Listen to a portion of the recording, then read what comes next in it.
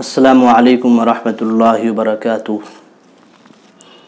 محترم ناظرین، رمضان المبارک کا بابرکت مہینہ چل رہا ہے اور اس بابرکت مہینے کے اخیر عشرے کے اندر اللہ تبارک و تعالیٰ نے ایک اہم عبادت رکھی ہے جس کا نام اعتکاف ہے۔ اعتکاف اہم ترین عبادات میں سے ایک عبادت ہے۔ اللہ تعالیٰ نے کلام پاک کے اندر اس کا تذکرہ فرمایا۔ اللہ نے فرمایا وَإِذَا عَهِدْنَا إِلَىٰ إِبْرَاهِيمَ وَإِسْمَاعِيلَ کہ یاد کرو اس وقت کو جب ہم نے ابراہیم علیہ السلام اور اسماعیل علیہ السلام کو تاکید کی کہ وہ دونوں میرے گھر کو صاف ستھرا کریں، پاکیزہ کریں، کن لوگوں کے لیے؟ طواف کرنے والوں کے لیے اور اعتکاف کرنے والے لوگوں کے لیے۔ تو دیکھیے اللہ تعالیٰ حضرات انبیاء علیہ السلام، حضرت ابراہیم، حضرت اسماعیل کو تاکید کر رہے ہیں کہ وہ گھر کو صاف ستھرا پاکیزہ کریں، کیوں؟ لوگ طواف کرنے آئیں گے، اعتکاف کرنے آئیں گے۔ اس سے اعتکاف کی فضیلت سمجھ میں آتی ہے۔ اور جب ہم احادیث مبارکہ دیکھتے ہیں تو اللہ کے نبی صلی اللہ علیہ وسلم کے بارے میں آتا ہے کان یعتکف العشر الاواخر من رمضان کہ نبی پاک صلی اللہ علیہ وسلم کا معمول تھا، جب نبی پاک صلی اللہ علیہ وسلم ہجرت کر کے مدینہ المنورہ تشریف لائے تو اللہ کے نبی ہر سال اعتکاف کیا کرتے تھے، اعتکاف میں بیٹھا کرتے تھے اللہ کے نبی۔ اور جب ایک سال آپ صلی اللہ علیہ وسلم کا اعتکاف چھوٹ گیا تو آئندہ سال اللہ کے نبی صلی اللہ علیہ وسلم نے 20 دن کا اعتکاف کیا۔ دیکھیے نبی پاک صلی اللہ علیہ وسلم کا اس کو پابندی کے ساتھ کرنا، اس سے اس کی اہمیت کا پتہ چلتا ہے۔ تو اللہ کے نبی کے بارے میں آیا کان یعتکف العشر الاواخر من رمضان کہ رمضان کے اخیر عشرے کا نبی پاک صلی اللہ علیہ وسلم اعتکاف کیا کرتے تھے۔ اور اللہ کے نبی کے بارے میں آیا کہ جب رمضان المبارک کے اخیر عشرہ شروع ہوتا تو اللہ کے نبی کے بارے میں آیا شد میزرہ، اللہ کے نبی تہبند کو کس کر باندھ لیا کرتے تھے۔ مطلب یہ کہ انتہائی محنت کے ساتھ، خوب جد و جہد کے ساتھ اللہ کے نبی صلی اللہ علیہ وسلم عبادتوں میں لگ جایا کرتے تھے اور بیویوں سے علیحدگی اختیار کر لیا کرتے تھے۔ اور وہ احیا لیلہ، راتوں کو زندہ رکھتے تھے، یعنی راتوں کو اللہ کی عبادت کیا کرتے تھے اللہ کے نبی صلی اللہ علیہ وسلم۔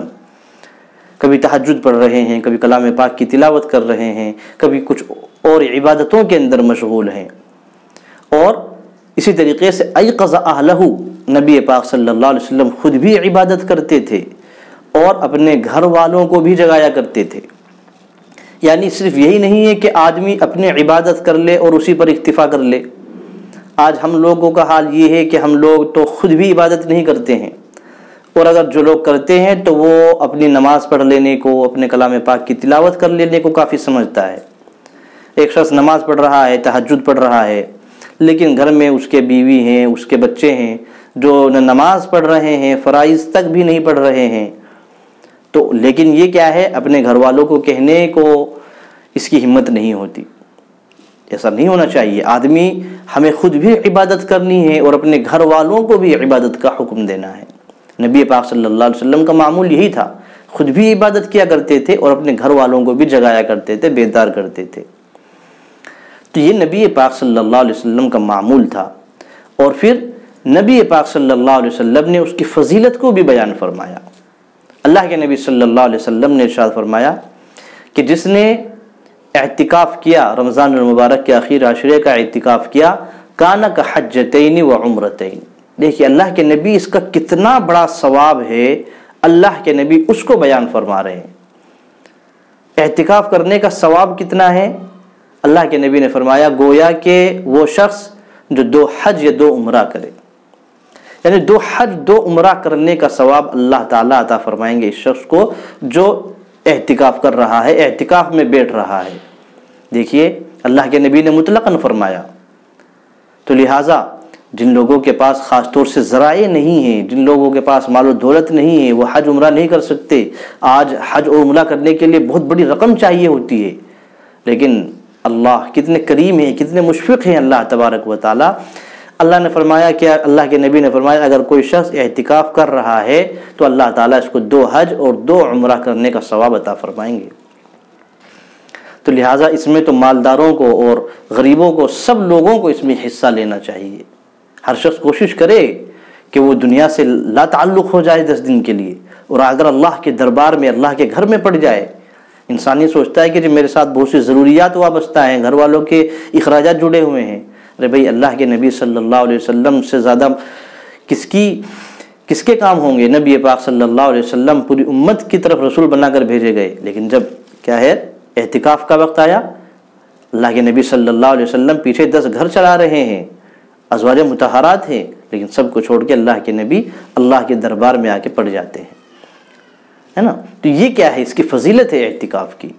اس لیے کوشش کرنی چاہیے کہ ہم اپنے کاموں کو آگے پیچھے کریں اور اعتکاف کریں۔ اللہ کے نبی نے ایک دوسری حدیث میں ارشاد فرمایا کہ اگر کوئی شخص اللہ کی خوشنودی حاصل کرنے کے لیے، اللہ کی رضا حاصل کرنے کے لیے، کسی کو دکھلاوے کے لیے نہیں، ریاکاری کے لیے نہیں، تکبر کے لیے نہیں، اللہ کی خوشنودی کے لیے اگر کوئی شخص 1 دن کا اعتکاف کرتا ہے تو اللہ کے نبی نے فرمایا اللہ تعالیٰ اس کے اور جہنم کے درمیان 3 خندقیں قائم فرما دیتے ہیں، اور ہر خندق کی دوری اتنی جو زمین اور آسمان کی مسافت کے برابر۔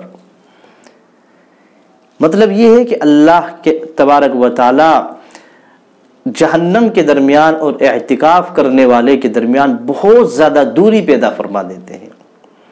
اس لیے سامعین میرے عزیزو، ہم لوگوں کو کوشش کرنی چاہیے کہ ہم اپنے کاموں کو آگے پیچھے کریں اور اعتکاف کریں، اللہ کی اس عبادت سے فائدہ اٹھائیں۔